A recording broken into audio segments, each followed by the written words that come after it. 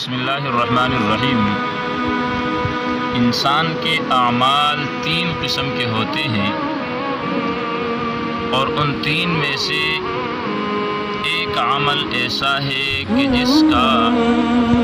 فائدہ انسان کو دنیا کی زندگی میں بھی ہوتا ہے اور مرنے کے بعد بھی اس کا فائدہ انسان کو ہوتا ہے۔ تو ایسے اعمال کے بارے میں آج کی اس ویڈیو میں گفتگو کروں گا کہ جن کا فائدہ مرنے کے بعد بھی انسان کو پہنچتا ہے، اور ان اعمال کو کہا جاتا ہے صدقہ جاریہ۔ ایک روایت کے اندر پیارے پیغمبر جناب محمد الرسول اللہ صلی اللہ علیہ وسلم نے فرمایا کہ انسان کے لیے ہر جوڑ کے بدلے میں صدقہ کرنا لازم اور ضروری ہے، اور دوسری روایت میں انسان کے جسم کے جوڑوں کی تعداد بھی بتلائی گئی ہے کہ انسان کے جسم کے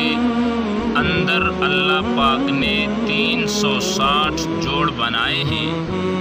اور ہر جوڑ کے بدلے میں روزانہ صدقہ کرنا لازم اور ضروری ہے۔ اب 360 کے بدلے میں انسان اگر ایک جوڑ کے بدلے میں 1 روپیہ بھی صدقہ کرتا ہے تو گویا روزانہ یہ 360 روپے صدقہ کرے گا، جو کہ ممکن ہے ہر کسی انسان کی بس کی بات نہ ہو۔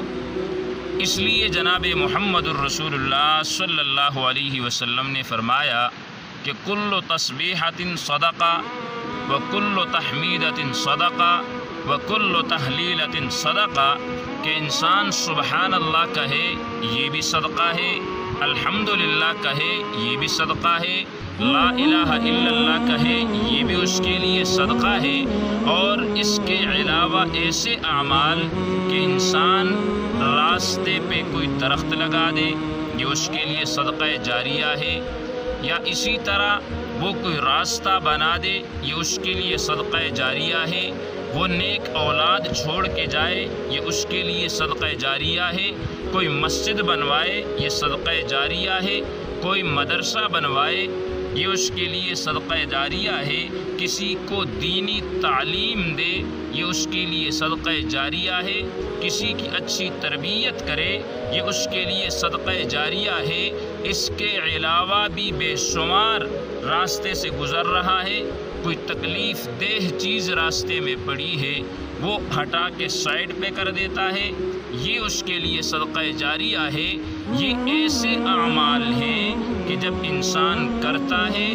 تب بھی ثواب ملتا ہے، جب دنیا سے جاتا ہے تو جب تک ان اعمال سے لوگوں کو فائدہ ہوتا ہے اس وقت تک اس کو صدقے کا ثواب ملتا ہے۔ اللہ رب العزت سے دعا ہے کہ اللہ ہمیں ان اعمال کو کرنے کی توفیق عطا فرمائے۔ وآخر دعوانا ان الحمد للہ رب العالمین۔